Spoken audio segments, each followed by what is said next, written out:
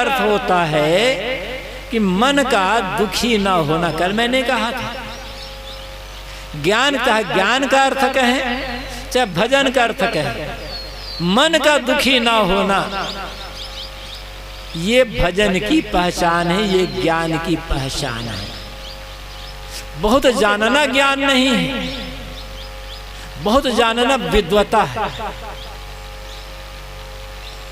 और ज्ञान और विद्वता में अंतर होता है। बिरले ऐसे मिलते हैं लाखों में कोई दो चार जो विद्वान भी हो और ज्ञानी भी हो। नहीं तो ज्ञानी है तो विद्वान नहीं होगा और विद्वान है तो ज्ञानी नहीं होगा। आप कहेंगे ज्ञानी और विद्वान तो एक ही बात है, एक बात नहीं है, अलग अलग है। किसी विषय का ज्ञाता या विशेषज्ञ हो जाना, उस पर धारा प्रवाह प्रवचन कर लेना, विश्लेषण कर लेना, ये विद्वान होना है। और ज्ञान होना क्या है, ज्ञानी होना क्या है? जीवन आचरण को पढ़ना, कर्मों को सुधार करके मन का निर्मल शांत हो जाए, दुखी हो जाना दुखी न होना, ये ज्ञानी होने के लक्षण है। याद रखना, विद्वान और ज्ञानी में अंतर। विद्वान बीड़ी पी सकता है, तंबाकू खा सकता है, गुटखा खा सकता है, शराब पी सकता है, ज्ञानी नहीं खाएगा ये कभी। विद्वान गाली बक सकता है, झगड़ा कर सकता है, लड़ाई कर सकता है, ज्ञानी ने कभी लड़ाई झगड़ा नहीं करे, गाली नहीं बकेगा। गाली बक रहा मतलब विद्वान हो सकता है, वो ज्ञानी नहीं होगा। ज्ञानी की जबान से कभी गाली नहीं निकलेगी। विद्वान घूस लेगा, विद्वान विचार कर सकता है, बलात्कार कर सकता है, अत्याचार कर सकता है, ज्ञानी नहीं करेगा कभी। इसलिए विद्वान होना अलग बात है और ज्ञानी होना अलग बात है। विद्वान दुखी हो सकता है और होता है, किंतु ज्ञानी दुखी नहीं होगा, चाहे वो साधु हो चाहे वो गृहस्थ हो। हम विद्वान बनने की कोशिश करते हैं, बहुत जान लें और अच्छे धारा प्रवाह में, अच्छे लच्छेदार भाषा में बढ़िया लोगों को प्रवचन करके रिझा सके, ये कोशिश होती है। ये विद्वता है, ज्ञान नहीं है। ज्ञान तो तब होगा हम भले प्रवचन कर पाए या ना कर पाए, लेकिन हमारा मन स्वगत है, शांत है, अंतर्मुख है, किसी भी बात को लेकर हमारा मन दुखी नहीं होता, तो समझ लेना मैं ज्ञानी हूं और भजन जीवन में उतर रहा है।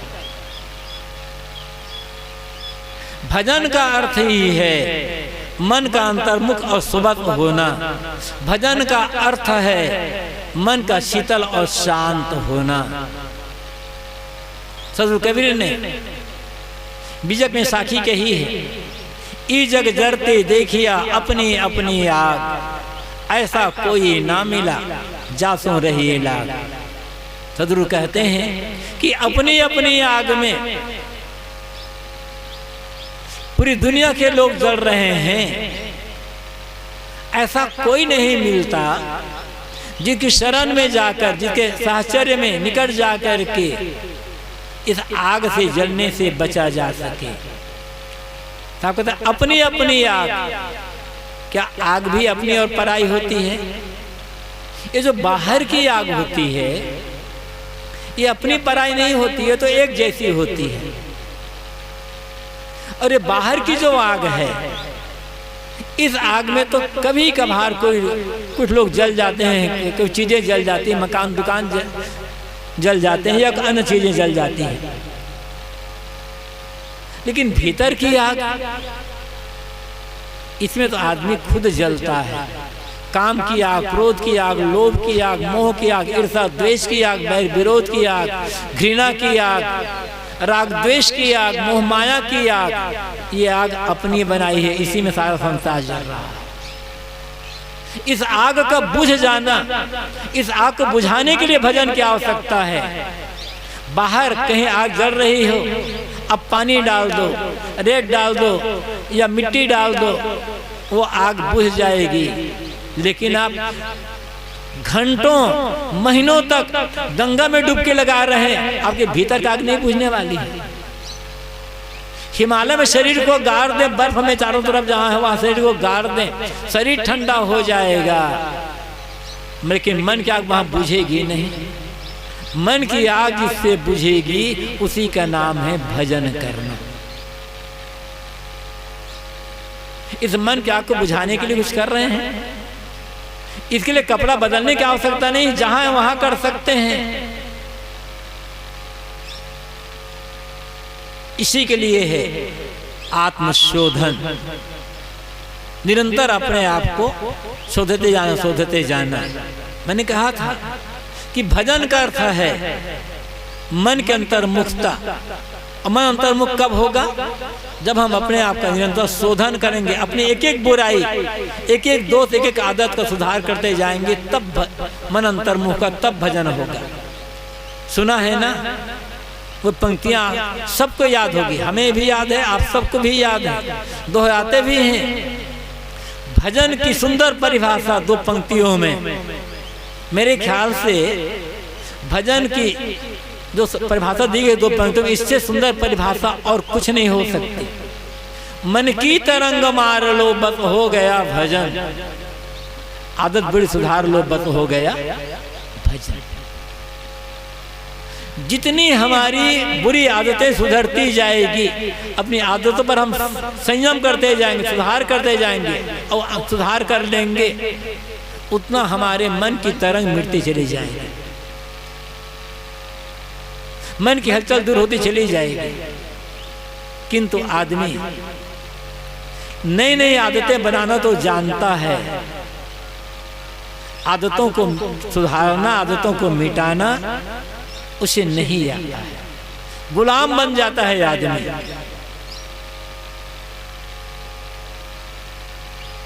ये गुलामी मिटनी चाहिए। बाहर की गुलामी तो मिट गई है। कभी हमारा देश सैकड़ों साल तक विदेशियों का गुलाम रहा है। अनेक लोगों ने इस गुलामी को दूर करने के लिए अपने आप की बलि चढ़ा दी, शहीद हो गए, और उनकी शहादत के परिणाम में आज हमें राजनीतिक स्वतंत्रता मिली है। किंतु क्या आंतरिक स्वतंत्रता भी मिली है? मन की जो गुलामी है, आदतों की गुलामी, मोह माया की गुलामी, वासना की गुलामी, अंदर जो विकार है उनकी गुलामी, क्या इस गुलामी से छुटकारा पा सके हैं? कहाँ छुटकारा पाए? सोचते भी नहीं हैं। किसी को कह दो कि आपका मन बड़ा खराब है,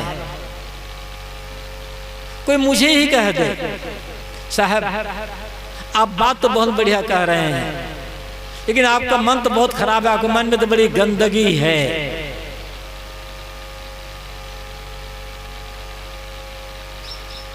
सहन हो, ये बात सहन होगी या नहीं होगी? यदि कोई कह दे कि आप यदि संसार से मन हटा लें तो काम धाम नहीं होगा, परिवार आदि का पालन पोषण नहीं होगा, कुछ भी नहीं हो पाएगा, जीवन कैसे चलेगा? संसार क्या है पहले समझना होगा।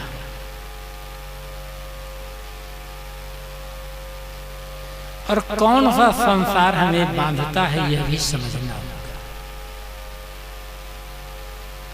मुक्ति की अभिलाषा मनुष्य मात्र के मन में किसी न किसी प्रकार से रहती ही है। मानवता प्राणी मुक्ति को समझ नहीं सकते, लेकिन वो भी मुक्ति चाहते हैं। कोई किसी के बंधन में रहना नहीं चाहता। हर आदमी बंधन से छूटना चाहता है। बंधन से छूटने की जो इच्छा है, किसी के अधीन न रहने की जो इच्छा है, स्वतंत्र होने की इच्छा, यही इच्छा मुक्ति की इच्छा है। अब वास्तविक मुक्ति क्या है, ये तो अलग बात है। मुक्ति की इच्छा का मतलब है दुखों से छुटकारा। क्या आप दुख चाहते हैं? दुख में जीवन जीना चाहते हैं? कोई भी मनुष्य दुख नहीं चाहता। ये दुख नहीं चाहना ही मुक्ति की इच्छा करना है। मुक्ति क्या है? दुखों से सब समय के लिए सब प्रकार से छुटकारा पा जाना।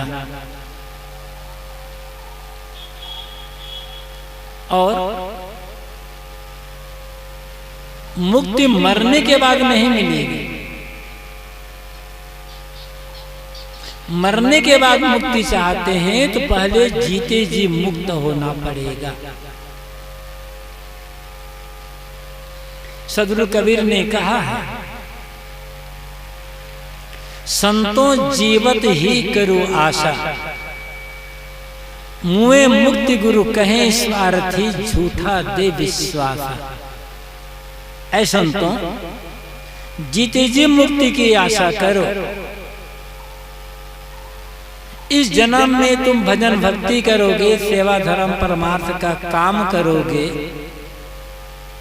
तो मरने के बाद मुक्ति मिलेगी। ऐसी आशा दिलाने वाले या देने वाले गुरु झूठे गुरु हैं। यदि आज मुक्ति नहीं मिल रही है तो मरने के बाद मुक्ति मिलेगी, क्या विश्वास है? जियत न तरे मुए का तरी हो, जियत ही जो न तरे। सदगुरु कबीर कहते हैं कि यदि तुम जीते जी नहीं तरे हो, जीते जी मुक्त नहीं हुए हो, तो मरने के बाद मुक्ति मिल जाएगी। विश्वास क्या है? मरने के बाद क्या दशा होगी, किसी को कुछ भी पता नहीं है। किसी को भी पता नहीं। हमारे जीवन की बात न करती माताएं, थोड़ा चली जाओ।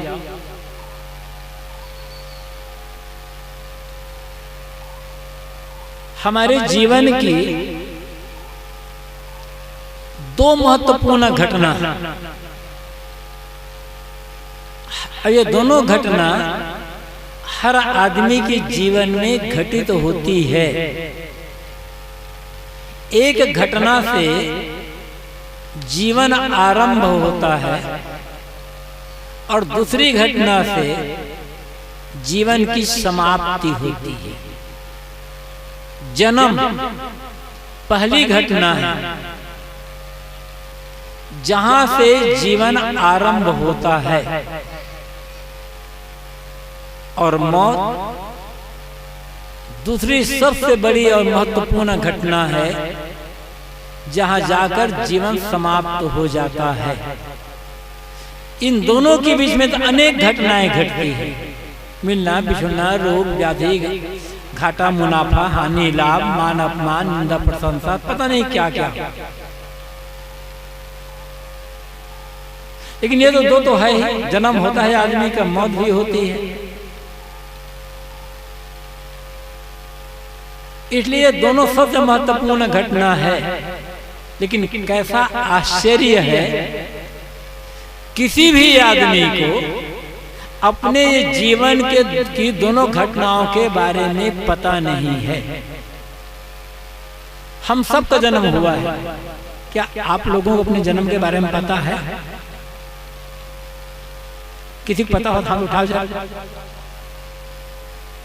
किसी को पता नहीं। जन्म तो हुआ है तभी तो आज दुनिया में है। अन्य बच्चों का जन्म हम देखते हैं, लगता है कि हमारा भी जन्म हुआ, या माता बताती है या कोई न बता दे तुम्हारा जन्म अमुक समय हुआ था, अमुक जगह हुआ था, ऐसे ही था, वो बता। लेकिन जन्म तो हुआ है और हमें अपने जन्म के बारे में पता नहीं। मौत भी होगी और मर जाएंगे ना तो पता भी नहीं चलेगा कि मैं मर गया। पता चलेगा तो जिंदा जो जीवित रहेंगे वो लोग चाहे रोए चाहे गाएं, हमें तो पता ही नहीं चलेगा उससे। घबराते क्यों उससे? तो साहब यहाँ कहते हैं कि जियत न तरे मुए का तरी हो, जियते ही जो न तरे। यदि तुम जीते जी नहीं तरे हो, जीते जी मुक्त नहीं हुए हो, तो मरने के बाद मुक्त हो जाऊंगा, इस धोखा में बिल्कुल ही मत रहना। दान करो, धर्म करो, पूजा पाठ जो करते हो वो करो, सेवा भक्ति करो, ज्ञान सत्संग का काम करो, संयम साधना का काम करो, और ये सबका फल होना चाहिए जीते जी मुक्ति।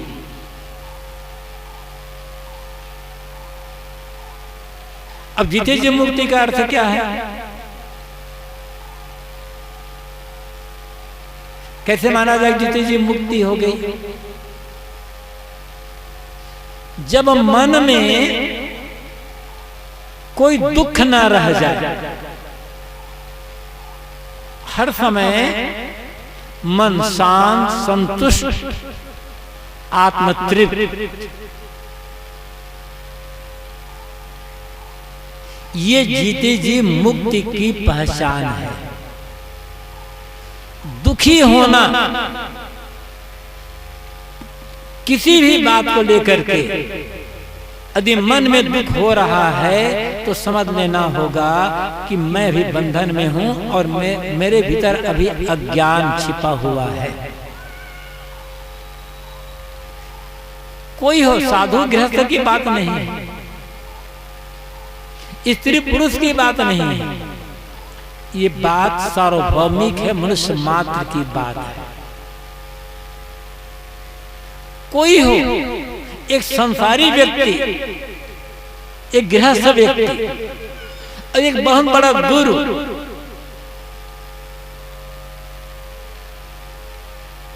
यदि दुखी हैं तो दोनों बंधन में है, दोनों के मन में अज्ञान है।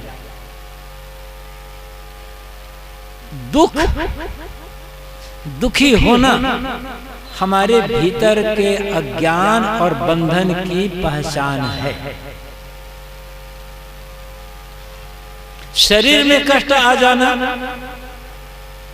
शरीर में पीड़ा होना, वह अलग बात है, और मन में दुख होना वह अलग बात है। कष्ट, पीड़ा, दर्द, दुख, ये सब बिल्कुल अलग अलग हैं, एक नहीं है। हम एक मान लेते हैं। ज्ञानी पुरुष को, जो जीवन मुक्त संत हैं, उनको भी कष्ट हो सकता है, शरीर में पीड़ा हो सकती है, दर्द हो सकता है, लेकिन उन्हें मन में कोई दुख नहीं होगा। हर समय वो शांत। अब खूब ठंडी पड़ रही है, शीतलहर चल रही है, उसमें रास्ता चलना हो रहा है, पर्याप्त कपड़े नहीं हैं, तो जीवन मुक्त संतुलित कष्ट होगा ना। खूब गर्मी पड़ रही है, खूब लू चल रही है, दोपहर का समय है, नंगे पैर चलना पड़ रहा है, तो साधु को भी कष्ट होगा। तो ऐसा थोड़े साधु के पैर नहीं जलेगा, गृहस्थ के पैर जलेगा। तो कष्ट जो होता है बाहर की स्थिति से, ठंडी पड़ गई, हो गई खूब गर्मी पड़ गई, तो ये कष्ट होगा। दर्द खड़े खड़े पैर में दर्द हो जाता है, फोड़ा हुआ तो दर्द हो जाता है, अधिक फोड़ा तो पीड़ा हो जाती है। इस शरीर में की बात है, दुख नहीं होगा। दुख सदैव मन से होता है। तो कष्ट, दर्द और दुख अलग अलग है। तो ज्ञानी पुरुष को, जो जीवन मुक्त हैं, संत हैं, साधक हैं, साधना परायण हैं, उसे कष्ट हो सकता है, दर्द हो सकता है, पीड़ा हो सकती है, दुख नहीं होगा। अच्छा, दुख और कष्ट या दर्द, थोड़ा सा अंतर समझो, ये कैसे अंतर है दोनों को, एक बात समझ में आ जाए। जैसे एक दुकानदार है, दुकानदार एक दिन सुबह सुबह 9 बजे दुकान खोला और बराबर दुकान की सफाई भी नहीं कर पाया था, ग्राहक आने लगे। दिन भर एक के बाद एक बार ग्राहकों की भीड़ लगी रही। ऐसा करते करते दोपहर के 2 बज गए, 3 बज गए, घर से टिफिन भी आ गया। और सोचता है कि टिफिन आ गए, भोजन करूंगा तो आधा घंटा समय लग जाएगा, 10 ग्राहक लौट जाएंगे। भूख लग रही है, लेकिन सोचता ग्राहक ना लौटे। वो करते करते शाम बज गए, शाम के 6-7 बज गए। खड़े खड़े पैरों में दर्द हो रहा है, भूख से कष्ट भी हो रहा है, लेकिन छोड़ता नहीं। क्या कहता है, हे भगवान रोज ऐसी कृपा करना, क्योंकि ग्राहक इतने आगे ना, मुनाफा हुआ है। हे भगवान रोज ऐसी कृपा करना। दुख हो रहा है कि खुशी हो रही, कष्ट तो हो रहा है, पैर में दर्द भी हो रहा है, दुखी हो रहा है कि भगवान ऐसी कृपा कभी मत करना। ऐसा थोड़े कहेगा वो, यही कहेगा। किसान खेती करता है, ठंडी में गर्मी में खूब करेगा, लेकिन जब फसल लहलहाती है ना, तो कितनी खुशी होती है। किसानी करने में किसान को दुख नहीं होता, शरीर में कष्ट होता है, दुख नहीं होता। अब एक सोचो, एक नवयुवक है, सेठ, नवयुवक है लेकिन सेठ, बढ़िया बंगला है, एयर कंडीशनड बंगला, दोपहर का समय है, अपने घर में उसकी सुंदरी पत्नी है, एक छोटा बच्चा है गोद में, बड़ा प्यारा बच्चा। बहुत आराम से वो अपने घर में बैठ करके पत्नी के साथ हाथ हाथ करके भोजन कर रहा है और बेटे को गोद में खिला रहा है, बड़ा मगन हो रहा है। उसी समय उस नवयुवक सेठ की एक फैक्ट्री मैनेजर का फोन आ गया कि सर इस वर्ष अब हिसाब लगाया गया तो इस फैक्ट्री में 5 करोड़ का घाटा हो गया। अब कष्ट नहीं किया, दुखी हो गया, न पत्नी अच्छी लगती है, न बेटा, न खाना। कहाँ हो रहा है, शरीर में कि मन में? तो दुख मन में होता है, कष्ट शरीर में होता है, पीड़ा शरीर में होती है। शरीर में बीमारी आएगी, उस बीमारी से दर्द भी हो सकता है, पीड़ा भी हो सकती है, कष्ट भी हो सकता है, लेकिन दुखी होना है या नहीं होना हमारे समझ में नहीं। यदि समझ सही है, मन ज्ञान में ढला है, तो बीमारी में भी दुख नहीं होगा। भले पीड़ा होगा, भले बहुत दर्द होता होगा, दुख नहीं होगा। और बीमारी जब मन में चली गई, बीमारी वाले बहुत सोचने लगे, बीमारी को मन में ले लिया तो जुकाम भी आदमी को परेशान कर देगा, दुखी कर देगा। इस संदर्भ में बात आती है तो मुझे एक बच्ची की याद आती है। एक भक्त के यहाँ जाना हुआ, एक बच्ची को एक बड़ी बीमारी थी, काफी बढ़ गई थी, अकेली रहती थी, मिलती जुलती कम थी। इतनी अपनी बहनों के साथ मिलने के लिए आई, बातचीत हो रही थी। तो उस बिटिया से मैंने कहा कि बेटा देखो ये तुम्हारे शरीर में बीमारी आ गई है, ठीक है, दवाई कर रही हो, परहेज संयम कर रही हो, घबराना मत, समय से ये बीमारी दूर हो जाएगी। मैंने कहा इस बीमारी को शरीर में ही रहने देना, मन में मत लेना। अब एक बच्ची अभी पढ़ रही है 18-20 साल की, उन्होंने इतनी बढ़िया बात कही। उनका जब मैंने कहा कि बेटा इस बीमारी को शरीर में ही रहने देना, मन में मत लाना, तो बिटिया ने कहा गुरुजी शरीर बीमार है, मैं बीमार नहीं। बीमार शरीर होता, बीमार आत्मा नहीं होती, जीव नहीं होता है। तो कहती है गुरुजी शरीर बीमार है, मैं बीमार नहीं। कितनी बढ़िया बात है, वो दुखी नहीं होगी बीमारी से।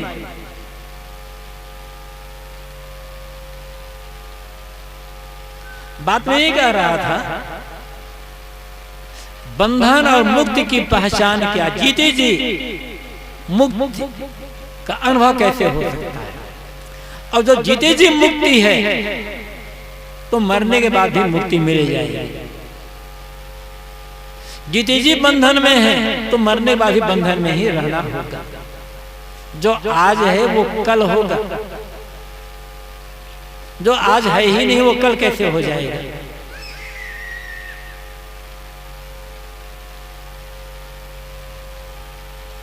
तो जीते जी मुक्ति की पहचान, मन में कोई क्लेश ना होना, कोई दुख ना होना, शांत प्रशांत मन, दुख रहित मन, आत्मलीन मन, ये जीते जी मुक्ति की पहचान है। और आज जीते जी मुक्ति है तो वो मुक्ति आगे भी बनी रह जाएगी, फिर मरने के बाद मुक्ति हो जाएगी। लेकिन जीते जी मुक्ति का अनुभव कैसे करें? यदि मुक्ति दिल से सही चाहते हो, यदि दिल से सही मुक्ति चाहते हो, जीते जीवन भर दुखहीन होकर के जीवन जीना चाहते हो, तो करना क्या होगा? संसार से मन हटाना पड़ेगा। अब संसार से मन हटाने का अर्थ क्या होगा? संसार से मन हटाने का अर्थ है संसार का जो राग द्वेष है, लोभ मोह है, अहंता ममता है, इच्छा कामना तृष्णा है, इनसे मन को हटा देना। मैंने कहा था बाहर का संसार नहीं मानता,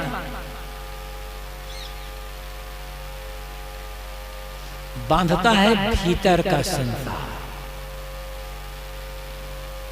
भीतर संसार क्या है? मन का लोभ मोह, अहंता ममता, राग द्वेष, इच्छा कामना तृष्णा, अहंकार, ये भीतर का संसार है। और यह संसार हर आदमी का अपना अलग अलग है।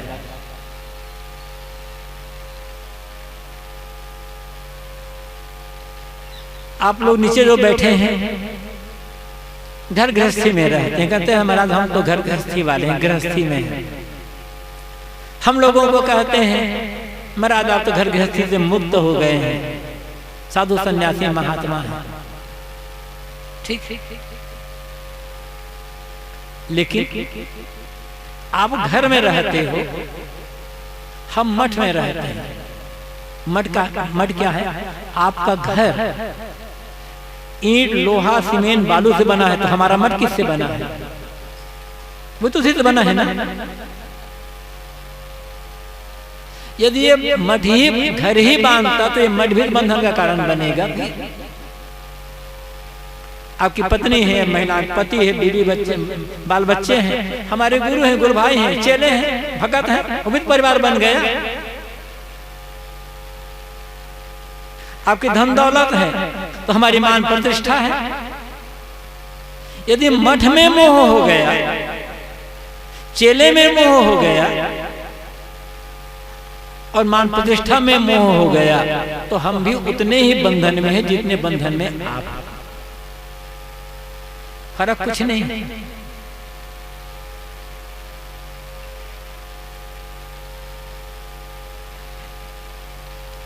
मठ में रहना मजबूरी, कि शरीर को आधार चाहिए, सहारा चाहिए। और ये मठ बनता इसलिए है कि जो संत या साधक जो आए उन्हें साधना का अवसर मिले, सेवा भक्ति का अवसर मिले। साथ साथ जो भक्त लोग आए उन्हें भी धर्म परमार्थ की प्रेरणा मिले, ज्ञान की बातें। यदि मठ ना बना होता सत्संग का आयोजन यहाँ कैसे होता? किसके लिए बना है मठ? यहाँ रहने वाले साधुओं की रक्षा के लिए सही है, उससे ज्यादा आप लोगों के लिए बना है। लेकिन हम इसी मठ में मोह कर लें। अब मठ में रहते हैं तो मठ की व्यवस्था करनी होगी, कहीं टूट फूट हो रही है तो मरम्मत भी करवानी होगी, करना होगा, साफ सफाई भी रखना होगा। ये मजबूरी है और साथ साथ जिम्मेदारी है। लेकिन सारा काम करते हुए भी ध्यान ये रखना है कि इस मठ में मोह न बनने पाए, इसके लिए लोभ न बनने पाए। लोभ मोह हो गया तो बंधन हो गया। आप घर में रहते हो, घर में रहते सबकी सेवा करो, प्रेम दो, आदर दो, सम्मान दो, सेवा करो। लेकिन लोभ मोह मत बनाओ, राग द्वेष न बनाओ, इच्छा कामना तृष्णा वासना से रहित होकर के रह जाओ तो वही मुक्त हो सकते हो। कठिन है, असंभव नहीं है। जो काम एक साधु मठ में रह करके कर रहा है वही काम आप घर में रहकर करते हो तो आप भी मुक्त हो सकते हो। बस नियम का पालन नहीं करना होगा। तो संसार से मन हटाना होगा। इसका अर्थ क्या है? सांसारिकता। सांसारिकता है राग द्वेष, लोभ मोह, ममता, अहंता, और यही भव सागर है। कहा जाता है कि मानव जीवन भवसागर को पार करने के लिए, भवसागर से तरने के लिए मिला है। कहाँ है भवसागर जिसे तरना होगा? कहीं तो होगा ना भवसागर जिसे तरना होगा। ये जो बाहर के समुद्र हैं जिसे हम महासागर भी कहते हैं, उसे तरने के लिए तो बड़े बड़े जहाज बन गए, महीनों घूमते रह जाओ समुद्र में।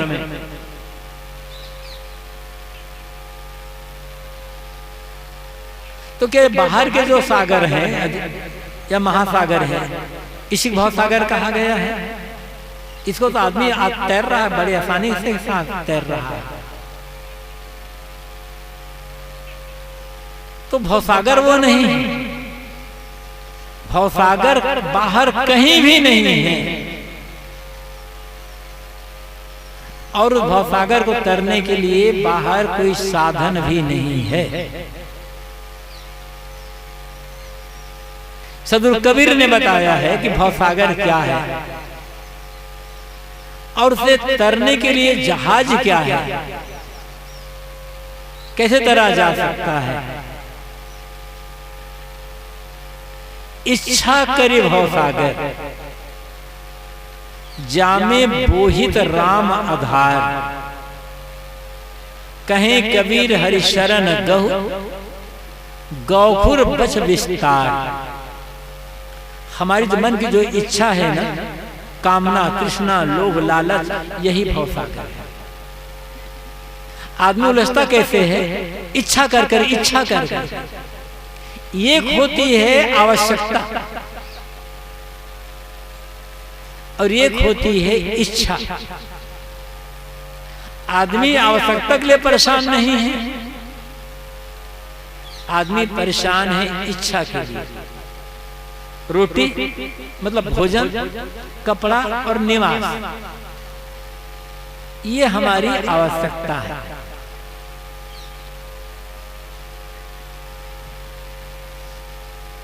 पेट भरने में कुछ न कुछ चाहिए, हमारी मजबूरी नहीं है, हम इसके बिना जी नहीं सकते।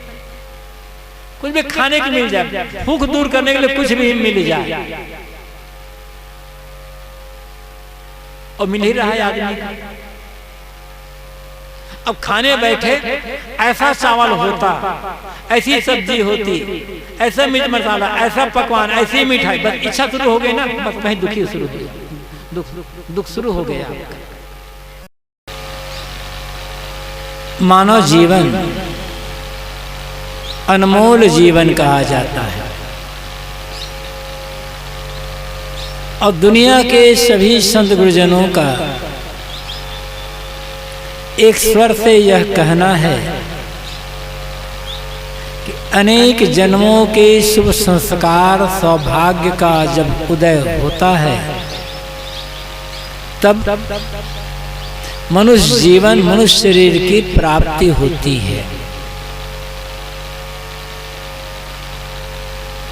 और यदि ये बात सच है कि अनेक जन्मों के शुभ संस्कार, पुण्य कर्म और सौभाग्य को उदय होने पर मनुष्य जीवन की प्राप्ति होती है, तो हम और आप सब महासौभाग्यशाली हैं। क्योंकि आज हमें मानव जीवन, मानव शरीर मिला हुआ है, और उसमें भी विवेक वैराग्यवान संत गुरुजनों की संगत मिली है, उनका साहचर्य सानिध्य मिला है, और सत्साहित्य मिले हुए हैं। इसलिए कभी भी किसी भी बात को लेकर आप अपने को अभागा ना समझें।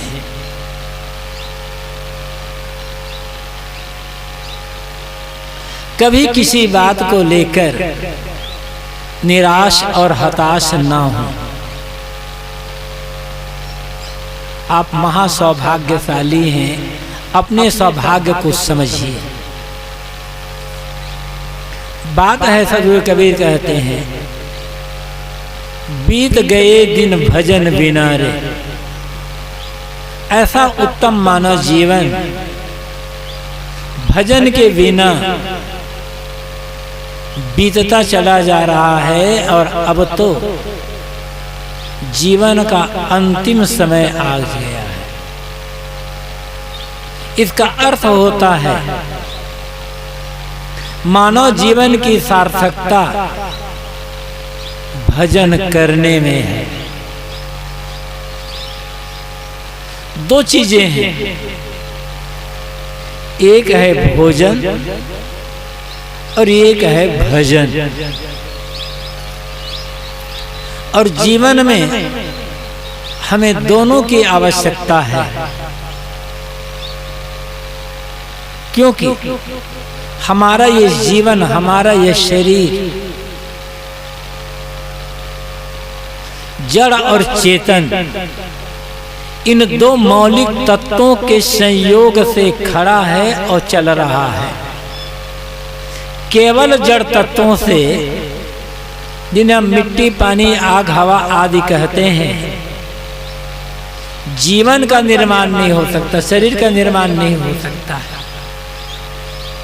और केवल चेतन से भी जीवन का, शरीर का निर्माण नहीं हो सकता। शरीर का निर्माण तभी होता है, और ये शरीर तभी तक जीवित रहता है जब तक जड़ और चेतन का संयोग बना रहा है। जड़ और चेतन का संयोग होने पर शरीर बनता है, और दोनों का संयोग जब तक रहता है तब तक शरीर चलता रहता है। जड़ और चेतन का संयोग खत्म, वियोग हो गया, उसी को हम मौत कहते हैं। मौत कुछ भी नहीं है। मौत होने पर विनाश किसी का भी नहीं होता, केवल रूप बदलता है बस। जिन मिट्टी, पानी, आग, हवा से इस शरीर का निर्माण हुआ है, एक दिन शरीर उसी में मिल जाता है। और जी तो अमर है ही, उसका विनाश कभी होना ही नहीं है, रूप बदल गया बस। ऐसे जीव का रूप नहीं बदलता, जीव तो ये एक रस है। लेकिन जिस शरीर में आज जीव है, यदि मुक्ति नहीं हुई तो कर्म संस्कारों के अधीन होकर वह दूसरे शरीर में जाएगा, एक नया रूप धारण कर लेगा। और नया रूप किसे धारण करेगा? उन्हीं मिट्टी, पानी, आग, हवा से। तो मौत होने पर न जड़ तत्वों का विनाश होता है और न ही जीव का विनाश होता है। जड़ और चेतन दोनों अनादि है, अनंत है। रूपांतरण इसी में होता रहता है और रूपांतरण में निर्माण और विनाश चलते रहते हैं। तो हमारा जीवन जड़ और चेतन इन दोनों के संयोग से बना है और दोनों के संयोग से हमारा मन बन गया है। जड़ तत्वों में मन नहीं है, मिट्टी, पानी, आग, हवा में मन नहीं है, और चेतन में तो मन है ही नहीं। दोनों के संयोग जब शरीर बनता तभी मन बनता है, देख सुन भोग करके। जिसके बारे में हमने कभी न पढ़ा है, न सुना है, न जिसे देखा है, न जिसका अनुभव है, उसके बारे में हमारा कोई मन नहीं है। जब हम देखते हैं, सुनते हैं, पढ़ते हैं, इंद्रियों द्वारा उपभोग होता है, उनके संस्कार बनते, बस धीरे धीरे मन का निर्माण हो जाता है। तो जो शरीर है, इस शरीर को चलाने के लिए भोजन की आवश्यकता होती है। लेकिन भोजन कितनी मात्रा में कर लें और कितना उत्तम से उत्तम स्वादिष्ट भोजन कर लें, पेट भरेगा, मन नहीं भरेगा। भोजन से पेट की भूख दूर होती है, मन की भूख दूर नहीं होती। मन की भूख तभी मिटेगी जब जीवन में भजन होगा। हम भोजन तो बचपन से जन्म लेते तब से करते आ रहे हैं। माँ का दूध भी तो भोजन ही है, तो भोजन हम करते ही आ रहे हैं।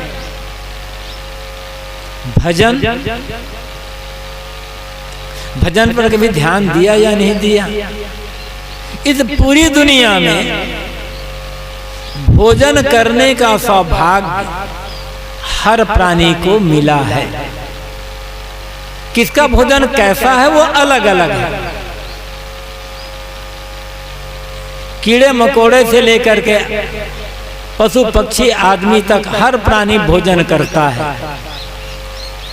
तो भोजन करने का सौभाग्य तो इस प्रकृति में, इस जगत में प्राणी मात्र को मिला है, किंतु भजन करने का सौभाग्य केवल मनुष्य को मिला है। किंतु दुर्भाग्य यह है, मनुष्य जीवन में सब कुछ करता है, भजन नहीं कर पाता।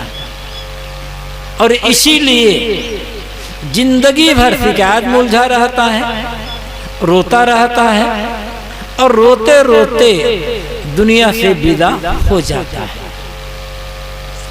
रोते रोते जन्म लिया हुआ, और दुनिया में केवल आदमी का बच्चा ही रोते हुए पैदा होता है, और किसी प्राणी का बच्चा रोते हुए पैदा नहीं होता। आदमी ही रोना जानता है बस। लेकिन एक बात दूसरी और है, इस पूरी दुनिया में आदमी ही रोता है, लेकिन पूरी दुनिया में केवल आदमी ऐसा प्राणी है जो हंसता भी है। आदमी छोड़कर अन्य कोई प्राणी हंसता नहीं है। दुर्भाग्य यह है, आदमी के भाग्य से हंसना तो गायब हो चुका है। जब देखो तब रोता ही रोता है। ये नहीं मिला, वो नहीं हुआ, ऐसा नहीं हुआ, वैसा नहीं हुआ, ये बात नहीं मानता, वो बात नहीं मानता, उन्हें मेरा नुकसान कर दिया, उन्होंने मेरा अपमान कर दिया, मैंने गाली दी। पता नहीं कितना रो रहा है आदमी। रोते रोते जन्म लेना प्रकृति का नियम, किंतु रोते रोते दुनिया से विदा होना अपना बनाया दुर्भाग्य। जो आदमी सही ढंग से भजन करेगा वो कभी न तो जिंदगी में रोएगा और न अंतिम समय में रोते रोते हाथ विदा होगा तो हंसते हुए जाएगा। सदगुरु कबीर ने जो कहा है, कबीर जब हम पैदा हुए जग हंसे हम रोए, ऐसी करनी कर चलो हम हंसे जग रोए। अंतिम समय हंसेगा कौन? जो भजन करेगा। सब कुछ तो हो रहा है, भजन ही नहीं हो रहा है। एक कड़वी बात कड़वी नहीं, बात तो सच है, लेकिन सच बात कड़वी लगती है। और लोग कहते हैं साहब सच तो बहुत कड़वा होता है। हकीकत यह है सच ना कड़वा होता है ना मीठा होता है, सच केवल सच होता है। तब सच कड़वा क्यों लगता है? इसलिए सच कड़वा होता है कि हमें झूठ मीठा लग रहा है, इसलिए सच कड़वा लग रहा है।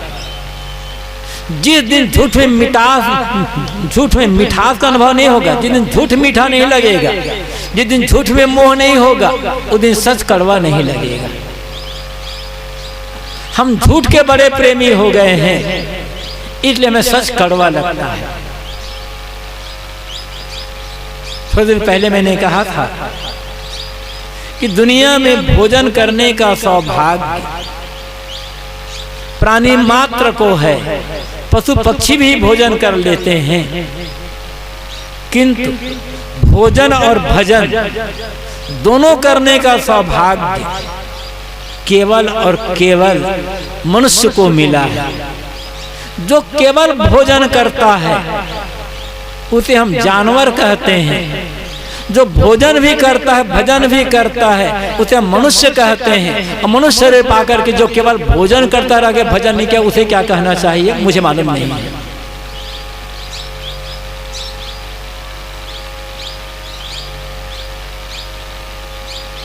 सदगुरु कबीर कहते हैं बीत गए दिन भजन बिना रे।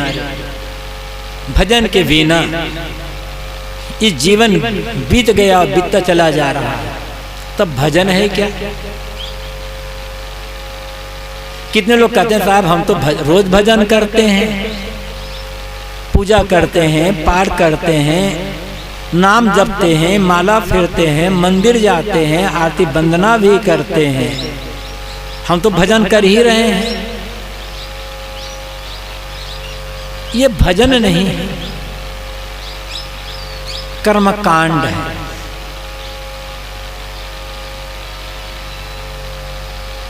इनकी आवश्यकता है, ये बिल्कुल निरर्थक ऐसा मैं नहीं कह सकता। इनकी आवश्यकता है। जैसे एक छोटा बच्चा होता है, रोता है, परेशान करता है, तो माँ खिलौना पकड़ा देती है। खिलौना पाकर के बच्चा कुछ देर के लिए खुश हो जाता है। लेकिन खिलौना कितना कीमती से कीमती क्यों ना हो, उस खिलौने से बच्चे का पेट तो नहीं भरेगा, उसे सही दूध की आवश्यकता हो। ऐसे ही हमारा मन जो परेशान करता है, उसे बहलाने के लिए ये पूजा पाठ खिलौने हैं बस। जो समान प्रकृति के लोग हैं, जो आगे अध्यात्म को परमार्थ को समझ नहीं सकते, उन्हें खिलौना पकड़ा दिया गया। लेकिन दुर्भाग्य यह है कि आदमी जिंदगी भर बच्चा ही बना रह गया, खिलौना ही खेलता रह गया, आगे बढ़ने का नाम नहीं लिया। तो पूजा पाठ नाम जब हवन तर्पण आरती वंदना ये खिलौने हैं। ये भजन के बिल्कुल स्थूल रूप हैं। भजन क्या है और कैसे माने कि हम भजन कर रहे हैं? भजन जीवन उतर रहा है, कहें समझ में कैसे आएगा?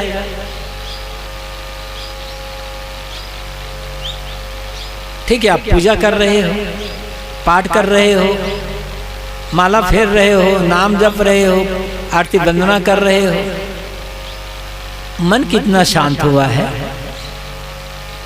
मन के विकार, मन की गंदगी, ये सब कितने दूर हुए हैं? कितना संतोष है, लोभ कितना घटा, मोह कितना घटा, ईर्ष्या द्वेष कितने घटे, काम क्रोध आदि की वासनाएं कितने घटे, मन के अंदर मुक्ता कितनी हुई? भजन, भजन है आत्मशोधन और आत्मज्ञान। निरंतर अपने को शोधते जाना। सदगुरु कबीर ने बीजक में कहा है, ना हरि भजस न आदत छूटी। मनुष्य न हरि का भजन करता है और न उसकी गलत आदतें छूटती है।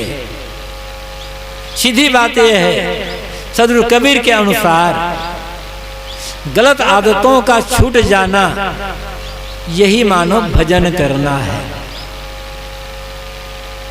पूजा पाठ करते करते, सत्संग करते करते वर्षों बीत गए, समानो दुर्व्यसन का भी त्याग नहीं हुआ।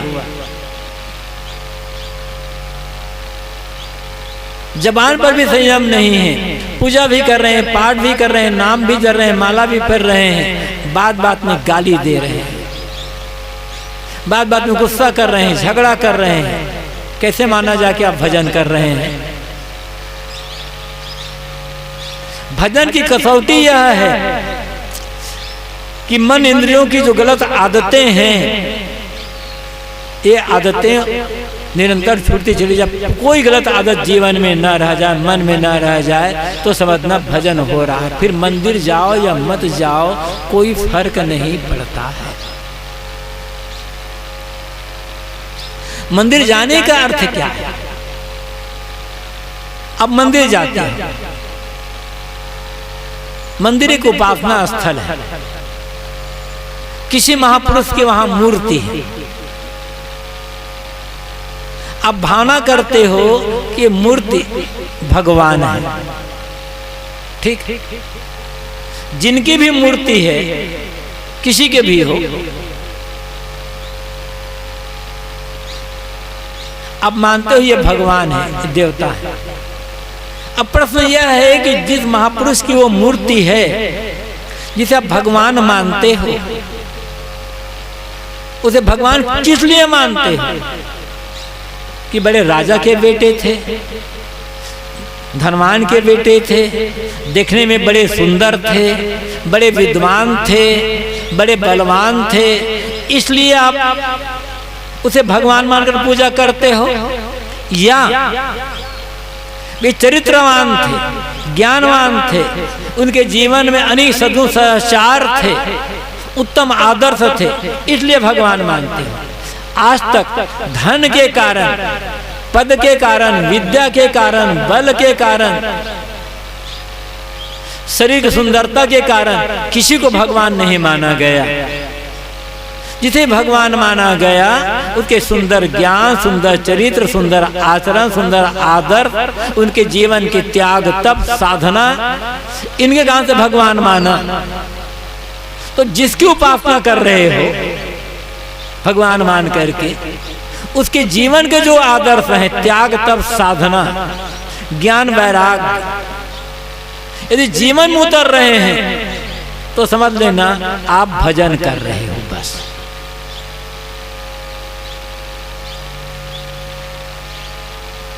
और जिनकी पूजा उपासना करते हो, उनके जीवन का एक भी आदर्श जीवन में उतर नहीं रहा है। न त्याग हुआ, न तप हुआ, न साधना हुई, न ज्ञान, न वैराग हुआ। तो केवल आप बाल खेल में खिलौना में उलझे हुए हैं। उपासना का अर्थ ही क्या होता है? उपासना का एक अर्थ होता है भक्ति, पूजा। लेकिन उपासना को समझिए, उपासना, उप और आसना ये दो शब्द हैं, दोनों को मिल करके उपासना शब्द बनता है। उप कहते हैं निकट को। उप के कई अर्थ होते हैं। उप का अर्थ दूसरा भी होता है, छोटा भी होता है, और उप का अर्थ होता है निकट। आसना का अर्थ होता है बैठना, निकट बैठना, ये उपासना है। अब निकट बैठने का अर्थ क्या है? आप किसी चोर के पास बराबर बैठें और उसकी बातें बराबर सुनते रहें तो धीरे धीरे आपके अंदर चोरी के संस्कार आ जाएंगे। चोरी भले कर पाए और न कर पाए, चोरी संस्कार आ जाएंगे। किसी वकील के पास आप बैठते हो और बराबर वकील की संगत करते हो, उसकी बातें सुनते हो, तो धीरे धीरे आपको बहुत कुछ वकालत का ज्ञान हो जाएगा। किसी डॉक्टर के पास आप बैठते हो और बराबर डॉक्टर की बातें सुनते हो, तो धीरे धीरे आपको बहुत कुछ रोग का ज्ञान होगा, रोग के निदान का ज्ञान होगा, दवाई का ज्ञान हो जाएगा। इसी प्रकार जब आप किसी ज्ञान वैराग्यवान, चरित्रवान, विवेकवान संत गुरु के पास बैठते हो तो धीरे धीरे उनके ज्ञान, उनका वैराग, उनके उत्तम आदर्श का प्रभाव आपके मन में आना शुरू होगा। लेकिन उपासना कर मात्र शरीर से निकल बैठना नहीं है। उपासना का अर्थ होता है जिस संत के निकट हम बैठे हैं, जिस गुरु के निकट हम बैठे हैं, उनके ज्ञान के निकट अपने मन को बैठाना। शरीर के निकट बैठना सरल होता है, किंतु उनका जो ज्ञान वैराग्य है, जिसके कारण से हम उन्हें संत कहते हैं, जिनके कारण से हम उन्हें गुरु कहते हैं, जिनके कारण से हम उनकी पूजा और उपासना करते हैं, उस ज्ञान और वैराग्य